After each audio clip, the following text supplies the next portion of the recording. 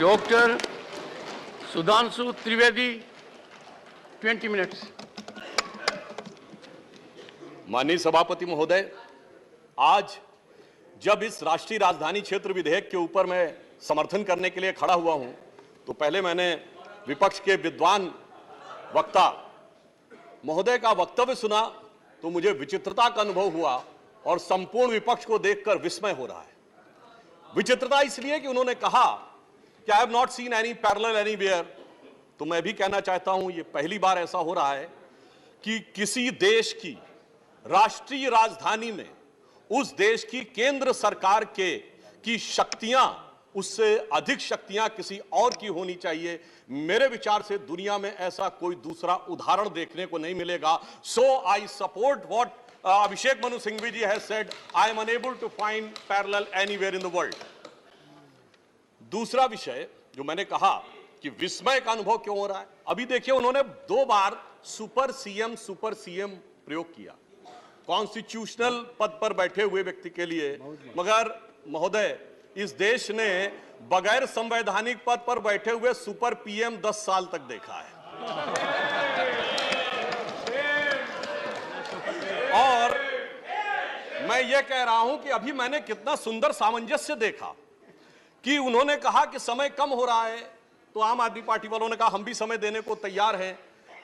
सारे विपक्ष को देख के विस्मय होता है कि कांग्रेस पार्टी, जिसका कि 3 राज्यों में स्थिति यह रही कि गुजरात में वोट हाफ कर दिया। बिल्कुल बता रहे हैं, सुनिए तो, अरे सुनिए तो, बता रहे हैं। Sorry, honorable members. One second. Dr. Abhishek Singhvi was heard in rapt attention. This is the decorum of the house. No. Yes, I am coming to that, sir. Let me do not get into disruptive mode. Dr. तो मैं कहना चाहता हूं कि ये लोग किस तरीके से आए हैं साथ में। अरे साहब, बहुत सारे शेर बोले तो ऑर्डिनेंस के पार्ट नहीं थे, हम भी बता रहे हैं आपको। I will have to name you. देखिए इनकी I will have to name you. कि you have got it as a habit. क्या शिद्दत दिख रही है एक दूसरे को सपोर्ट करने में। देखिए इनकी स्थिति ये गुजरात में। We want decorous debate here. Doctor said many things, maybe digestible, maybe indigestible. Dr. Sudhanshu Trivedi. मैं सिर्फ ये कहना चाहता हूं कि गुजरात में कांग्रेस का वोट हाफ कर दिया, पंजाब में इनका स्विच ऑफ कर दिया, दिल्ली में साफ कर दिया और आपने इनको माफ कर दिया। और उसके माफी के बाद भी मुझे लगता है अभिषेक मनु सिंघवी जी ने कहा था, तो मैं भी ये कहना चाहता हूं, आप साथ में आए हैं दिल्ली के इस बिल पे, दिल्ली की जनता के लिए आए हैं या किसी और कारण से आए हैं, ये दिल्ली की समझदार जनता समझती है। तो मैं भी एक पंक्ति कहना चाहूंगा कि शाम तक सुबह की नजरों से उतर जाते हैं, इतने समझौतों पे जीते हैं कि जमीर भी मर जाते हैं। अब यह एक संवैधानिक विषय है। संवैधानिक विषय है कि यह जिस प्रकार से संविधान में लागू होना चाहिए, परंतु उसके साथ राजनीतिक टीका टिप्पणी की जा रही है, तो एक सैद्धांतिक विषय भी आता है। तो मैं संवैधानिक और सैद्धांतिक दोनों विषयों का जवाब दूंगा। I will reply both the constitutional and conceptual aspect. देखिए, माननीय गृह मंत्री जी ने लोकसभा में बहुत स्पष्ट किया था कि दिल्ली पूर्ण राज्य नहीं है, यह एक विशेष श्रेणी का यूनियन टेरिटरी है, यानी विशेष श्रेणी का संघ शासित राज्य है। वैसे मुझे लगता है संघ शब्द आते ही बेचैनी ज्यादा हो सकती है दूसरी तरफ, और संघ शासित से बेचैनी और हो सकती है, इसलिए मैं यूनियन टेरिटरी वर्ड प्रयोग करूंगा। It is a special category of union territory. और वैसे भी आजकल अंग्रेजी के प्रति मोह बहुत ज्यादा है, क्योंकि अपने गठबंधनों का भी नाम अंग्रेजी में ही ज्यादा रखा जा रहा है।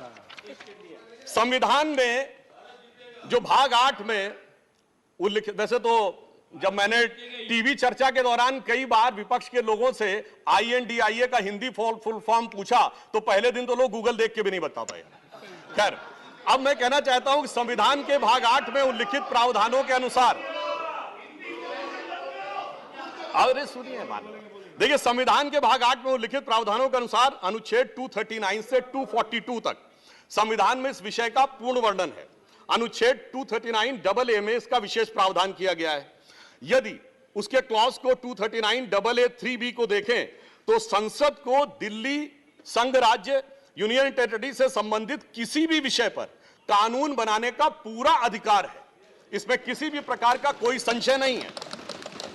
सर्वोच्च न्यायालय के जिस निर्णय का बार बार उल्लेख किया जाता है और हमारे विरोधी उसको अपने हिसाब से प्रयोग करते हैं, उसमें भी बहुत साफ देख लें कि 105 पेज के उस निर्णय में कहीं पर भी सर्वोच्च न्यायालय ने संसद के द्वारा दिल्ली के बारे में कानून बनाए जाने के विषय के ऊपर किसी प्रकार की कोई टिप्पणी नहीं की है। इसके बाद भी न्यायालय के आदेश में पैरा 161 और 162 को कई बार उल्लेख किया जाता है, परंतु यदि पूरे संदर्भ में देखें तो पैरा 86, 95 और पैरा 164F को पढ़ें तो वहां पर संसद के द्वारा दिल्ली के संदर्भ में किसी भी विषय के ऊपर कानून बनाने की शक्तियों का विधिवत अनुमोदन है, कहीं पर निगेशन नहीं है। और स्पष्टता के साथ इसकी आवश्यकता क्यों थी? ताकि शासकीय आदेश को एक विधायी शक्ति भी मिल सके, एग्जीक्यूटिव ऑर्डर को एक लेजिस्लेटिव पावर भी मिल सके। इसलिए उस अस्पष्टता को दूर करने के लिए to remove any an iota of suspicion यह आवश्यक था। इसलिए मैं इस बिल का समर्थन करता हूं। अब कई बार लोग कहते हैं साहब अध्यादेश की आवश्यकता क्यों थी? वैसे तो माननीय गृह मंत्री जी ने भी इस विषय को लोकसभा में बताया था। अभिषेक मनु सिंघवी जी ने कहा कि 19 तारीख को अध्यादेश क्यों आया। शायद उन्हें ध्यान हो कि दिल्ली सरकार में जैसे ही चंद दिनों में ताकत मिली तो सबसे पहले किन फाइलों के बारे में, सतर्कता के साथ सतर्कता विभाग की फाइलों के बारे में कार्रवाई की गई। मीडिया में प्राप्त समाचारों के अनुसार सतर्कता सचिव ने यह रिपोर्ट किया कि रात 9 बजे मंत्री के द्वारा उनको कॉल किया गया, सुबह 3 बजे तक वह कार्रवाई चलती रही, 76 से अधिक फाइलें मंगाई गईं और उन्होंने उपराज्यपाल महोदय को यह आशंका भी व्यक्त की कि उसमें कई ऐसी फाइलें थीं जो कि गोपनीय थीं और उसके अनुसार उन फाइलों में किसी भी प्रकार की छेड़छाड़ भी संभव है।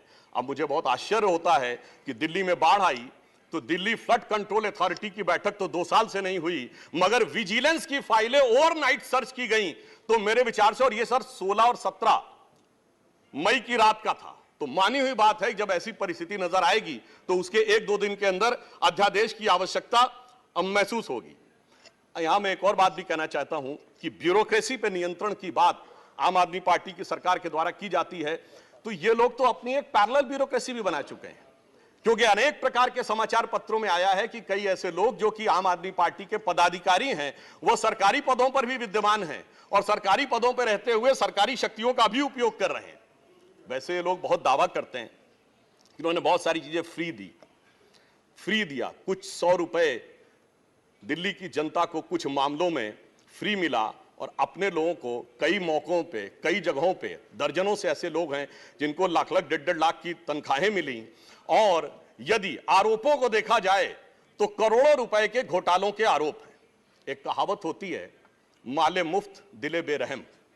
तो मैं कहना चाहूंगा इनकी तो स्थिति यह है कि माले मुफ्त दिले बेरहम, दिल्ली पे सितम और करोड़ों हजम।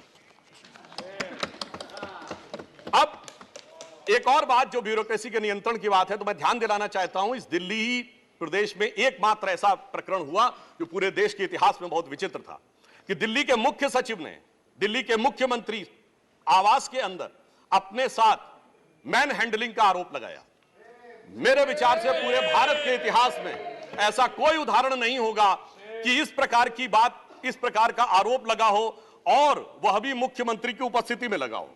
यह दर्शाता है कि ब्यूरोक्रेसी को नियंत्रण करने की जो छटपटाहट है उसमें वास्तविकता में वो फितरत क्या है। और मैं एक टेक्निकल पॉइंट कहना चाहता हूं, दिल्ली का कोई स्टेट कैडर नहीं है। जैसे राज्यों का कैडर होता है तो राज्य का मुख्यमंत्री उस कैडर को नियंत्रित करता है। जो आईएएस और आईपीएस अधिकारी होते हुए यूनियन टेरिटरी कैडर में आते हैं, जब वो सारे राज्यों में, सारी केंद्र शासित राज्यों में उनका स्थानांतरण हो सकता है, तो मैं आपके माध्यम से विपक्ष से पूछना चाहता हूं कि यदि दिल्ली के एक अधिकारी का ट्रांसफर गोवा होना है और दिल्ली के सीएम की उस पर एब्सोल्यूट अथॉरिटी होगी तो यह कैसे संभव हो सकता है? इसलिए यह आवश्यक है कि इस विषय के ऊपर केंद्र सरकार की शक्तियां परिभाषित हो। अब एक दूसरी बात भी है, दिल्ली में स्टेट कैडर भी नहीं है। यानी जैसे स्टेट पब्लिक सर्विस कमीशन होता है और राज्य के कैडर होते हैं, तो यहां भी दानिक्स कैडर है। यानी दानिक्स कैडर में भी 3-4 यूनियन टेरिटरी आती हैं, दमन, दीव और अन्य। अब दानिश कैडर के एक अधिकारी की जरूरत यदि अंडमान में या दमनदीव में भी होगी और दिल्ली का मुख्यमंत्री यह तय करेगा, तो क्या यह संवैधानिक दृष्टि से उचित है? इसलिए मैं कहना चाहता हूं कि माननीय गृह मंत्री जी ने जो यह विषय रखा है वो पूरी तरीके से उचित है। अब दुरुपयोग की बात में मैं एक और बात कहना चाहता हूं, इनकी वास्तविक मंशा क्या थी। दिल्ली में एक जनरल फाइनेंशियल रूल 2019 है जो ये कहता है कि 10 करोड़ रुपए से अधिक का अगर किसी भी प्रकार का व्यय होगा तो वह मंत्री की शक्ति से बाहर होगा और वह एलजी के पास जाएगा। महोदय, इनके मुख्यमंत्री जी का जो मकान या वजीर आला का अजीमुशान महल बनाने के लिए जो बिल बने साहब, वो पूरे उसके एक साथ नहीं बने। 10 करोड़ से कम के 8.5, 8, 7.5, 9 करोड़ रुपए के डिफरेंट बिल बने और एक मद ऐसा है जिसमें कि मुख्यमंत्री कार्यालय के कर्मचारियों के लिए, महोदय जानते कितने का बिल बना? 9.99 करोड़, यानी 0.01 से कैसे बचा जा सकता है कि टेंडर न करना पड़े, मन मुताबिक खर्चे कर लिए जाएं। यह दर्शाता है कि नियमों के प्रति और ब्यूरोक्रेटिक नियमों के प्रति इनके मन में क्या आस्था है। और इतना ही नहीं, दिल्ली मेट्रो के लिए तो वृक्ष काटने की परमिशन वर्षों तक नहीं मिलती थी, मगर मुख्यमंत्री आवास के लिए वृक्ष काटने की परमिशन उनको मिल जाती थी। अब इसके साथ मैं एक और बात कहना चाहता हूं, एक नैतिकता, सैद्धांतिकता का सवाल उठाया जाता है। तो मैं कोट करना चाहता हूं कि दिल्ली के मुख्यमंत्री जी ने, जिनका वो आलीशान शीश महल बना हुआ है, उन्होंने 27 अक्टूबर 2013 को शीला दीक्षित जी के विषय में लिखा था ट्वीट, और उनको मैं कोट कर रहा हूं। उन्होंने कहा कि दिल्ली की मुख्यमंत्री शीला दीक्षित जी के घर में 10 एसी लगे हैं। मैंने तो सुना है कि बाथरूम में भी एसी लगे हैं। कौन भरता है इस एसी का बिल? और आगे वो कहते हैं, मेरा तो कलेजा कांप उठता है ये सोचकर कि दिल्ली की 40% जनता झुग्गियों में रहती है, तो कोई मुख्यमंत्री ऐसे आलीशान घर में कैसे रह सकता है। मैं कहना चाहता हूं, देखिए, केजरीवाल जी का कलेजा कापा हो या ना कापा हो, रूह कापी हो ना कापी हो, रूह है क्या है, किसकी रूह है, उस पर मैं टिप्पणी नहीं करना चाहता, मगर मैं एक बात जरूर कहना चाहता हूं कि शीला दीक्षित जी जहां भी होंगे उनकी रूह को बहुत तकलीफ हो रही होगी कि जब उनके ऊपर ऐसी बातें करने वालों के साथ वो सारे लोग आज आकर खड़े हुए होंगे। वैसे महोदय, उनके घर में 10 एसी थे, यहां तो 15 टॉयलेट भी हैं। और इतना ही नहीं, 1-1 करोड़ रुपए के पर्दे भी लगे हुए हैं, और 1 करोड़ रुपए के पर्दे का एस्टीमेट है।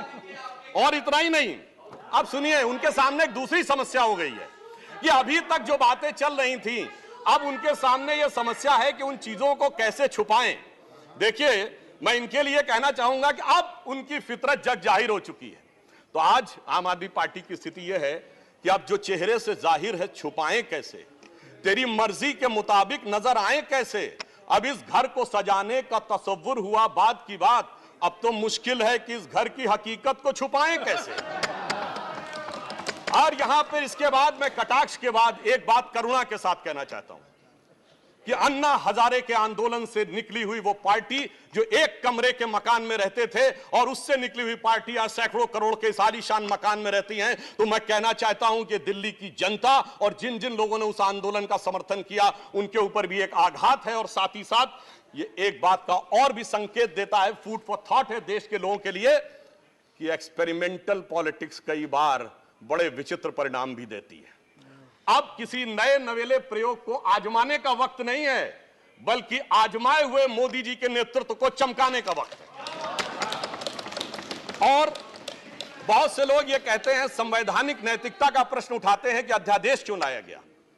अध्यादेश के लाने का तात्कालिक कारण मैंने बता दिया, और वैसे मैं अपने विपक्ष के लोगों के सुलभ संज्ञान के लिए बता देना चाहता हूं कि इन लोगों ने कितनी बार अध्यादेश लाए हैं। नेहरू जी के सरकार में 70 बार, इंदिरा जी के जमाने में 77 बार, राजीव जी के समय में 35 बार, नरसिम्हा राव जी के समय में 77 बार, मनमोहन सिंह जी के समय में 61 बार, और जो यूनाइटेड फ्रंट गवर्नमेंट बनी थी भाजपा विरोध में, उसमें 1.5 साल में 77 बार।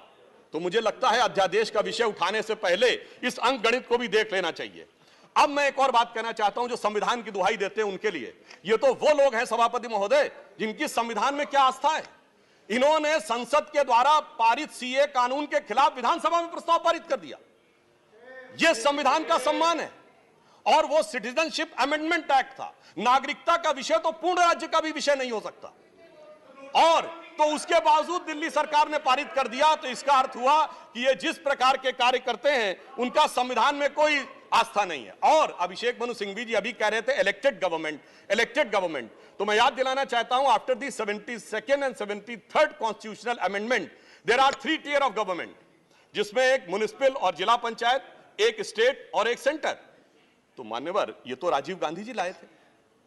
तो आपके मन में ना ऊपर वाली इलेक्टेड गवर्नमेंट के लिए सम्मान है ना नीचे वाली, क्योंकि चंद महीने पहले तक तो ये एमसीडी से भी लड़ते थे और दिल्ली से भी लड़ते थे। तो जब आप कॉन्स्टिट्यूशनल वैलिडिटी की बात करें तो मेरे विचार से तीनों गवर्नमेंट की बात होनी चाहिए, और केंद्र सरकार के संबंध में केंद्र से अधिक संवैधानिक शक्ति इलेक्टेड गवर्नमेंट में इस विषय के ऊपर किसी और की नहीं हो सकती।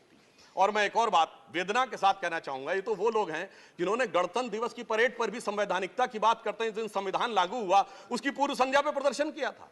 महोदय, मैं बताना चाहता हूं कि जिस समय इमरजेंसी लगी थी तब भी हमने कभी 15 अगस्त और 26 जनवरी के दिन राजनीति करने का प्रयास नहीं किया। तो वो लोग जब संवैधानिकता की दुहाई देते हैं तो बहुत आश्चर्य लगता है। और जब बार बार यह स्पष्ट किया जा चुका है कि फुल स्टेट नहीं है महोदय, मगर ये फुल स्टेट से भी संतुष्ट होने वाले नहीं है, इन्हें तो सुपर स्टेट चाहिए। और फुल स्टेट से सुपर स्टेट की दौड़ में मुझे डर इस बात का है कि मेंटल स्टेट में भी ना पहुंच जाएं कहीं, तो कोई आश्चर्य की बात नहीं हो सकती है।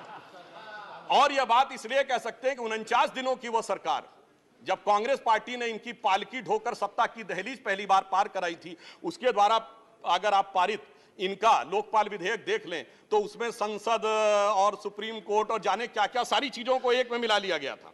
और मैं एक बात और कहना चाहता हूं, ये तो वो पार्टी देश का संविधान छोड़िए, अपनी पार्टी के संविधान में आस्था नहीं रखती। जब आम आदमी पार्टी बनी थी तो उसके संविधान में व्यवस्था थी कि उनका अध्यक्ष या संयोजक 3 वर्ष के लिए होगा और अधिकतम 2 बार होगा।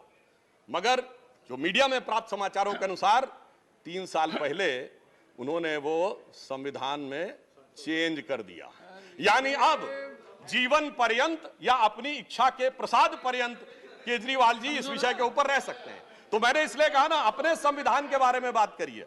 और मैं ये भी कहना चाहता हूं कि इन्होंने अपनी कार्यकारिणी में ऐसे भी प्रस्ताव पारित किए हैं संविधान के संदर्भ में कि साहब इनके यहां परिवार के भी कितने लोग काम कर सकते हैं, जो मेरे विचार से बड़ी बड़ी परिवार वाली पार्टियों ने भी कभी अपने पार्टी के प्रस्तावों में इन प्रस्तावों को नहीं पारित किया होगा।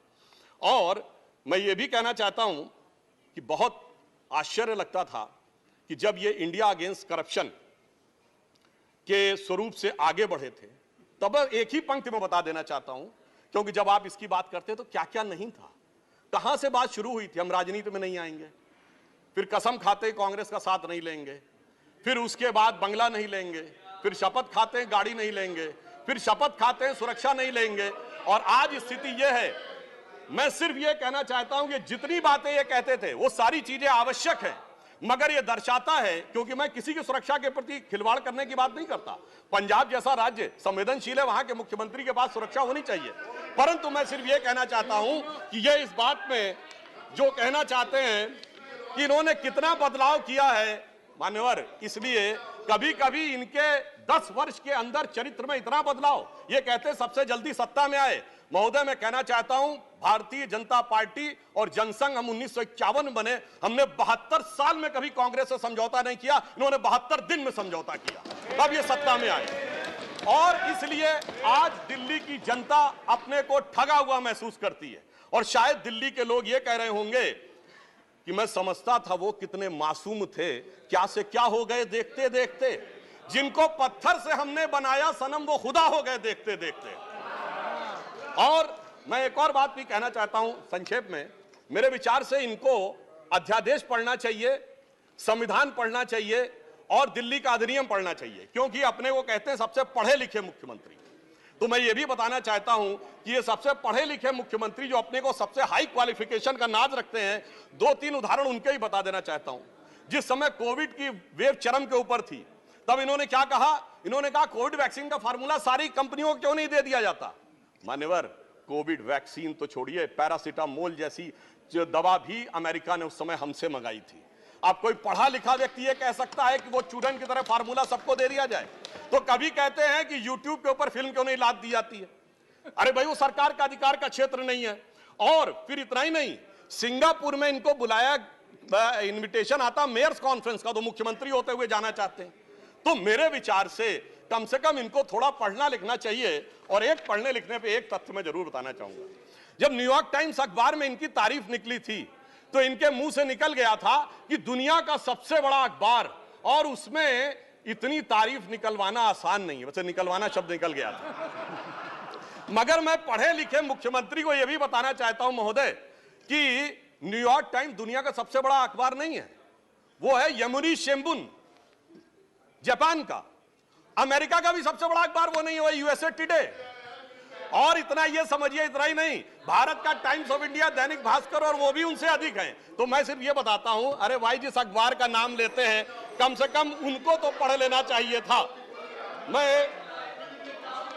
मैं आपको अधिक समय न लेते हुए मैं सिर्फ ये कहना चाह रहा हूं महोदय कि इनको ना पढ़ाई से मतलब है, इन्हें ना पढ़ाई से मतलब है, न लिखाई से मतलब है, इन्हें तो बस कमाई से मतलब है, और वो भी ऊपर वाली कमाई से। और अंत में मैं कहना चाहता हूं सर, अंत में एक लाइन और कहना चाहता हूं कि आज सब लोग मिले, आम आदमी पार्टी और कांग्रेस एक साथ मिले, भारत की सबसे पुरानी पार्टी, पुरानी धुरानी पार्टी, नई पार्टी, नई नवेली पार्टी, अजब अलबेली पार्टी, सब मिलकर एक हो गए। मगर प्राप्त क्या किया?